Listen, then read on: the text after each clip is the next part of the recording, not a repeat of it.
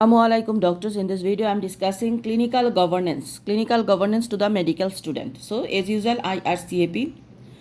First, what is the definition of clinical governance? That is that group of activities adopted by the healthcare facilities to sustain high standard of patient care. So, it is a group of activities adopted by the healthcare facilities to sustain a high standard of the patient care. For high standard patient care, we are doing a group work. How it is do? It is a framework through which NHS organizations are accountable for continuous improvement of the quality of care and safeguarding by creating an environment in which excellent clear clinical care will be flourish. So how we do? It is a framework of an NHS organization. They do that by the continuously we are doing because of the excellent clinical care. So there are some steps as diagram I am telling. First of all, risk management. Risk management is decrease the risk of the doctors and patients. For example, PPE and sanitizer for COVID. So risk management by wearing the protective dresses the doctors. Then audit, comparing the what we do versus the standard to improve the care provided to the patient. Then education. So audit, risk management, after that audit. Comparing what we can do versus what the standard we can do. Education ensure the staff are competent in doing their jobs and to develop their skills to be up to date through seminar and quizzes. So education that ensure we that our staff are very smart, they have appropriate knowledge what care they are giving. For that reason we do continuous seminar and quizzes. Then effectiveness, to do the right thing to the right patient in the right time and right place.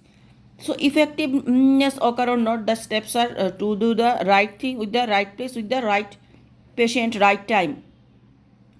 Information, ensuring patient and staff data are up to date and confidential by checking them frequently and update them in short period of interval. So in information that ensuring that all the data are updated and confidential, so that's why we check it regularly.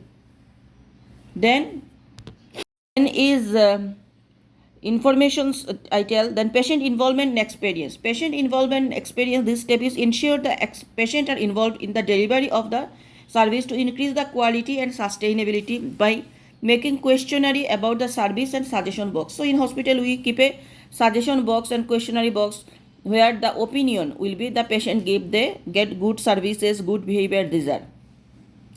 Then openness and transparency, to be open about the mistake and poor performance without touching the patient or the doctor's confidentiality. So we'll be open about our mistake but without touching the doctor's confidentiality and any patient confidentiality, any mistake or any poor performance. So what we understand that clinical governance, it is a framework of the medical healthcare facilities what we do by to improve the quality of the services. How can we do? The NHS organizations, they arrange continuously improving some steps we do, that is clinical governance to improve the quality. The steps are I am telling. First of all, protections. Protection is wearing like prevention of the infection. The doctors are wearing PPE, hand sanitizer. These are the protections. Then number one, number two, audit. Audit is comparing what we can do and what the standard we can do. Educations, we know that the person who is doing the job, he knows everything correctly about his job. That's why we arrange seminar and quizzes. Number three, number four, like effectiveness, that the staffs are doing right thing at right place and right time with right patient. For 5 steps we can tell, like the patient will be involved. How can patient involve? We will make a suggestion box or questionnaire that the patient are giving the feedback about our treatment. Transparency is an openness. Transparency, openness, that we will understand our mistake, poor performance, and we improve accordingly, but without touching the confidentiality of the patient and the doctor.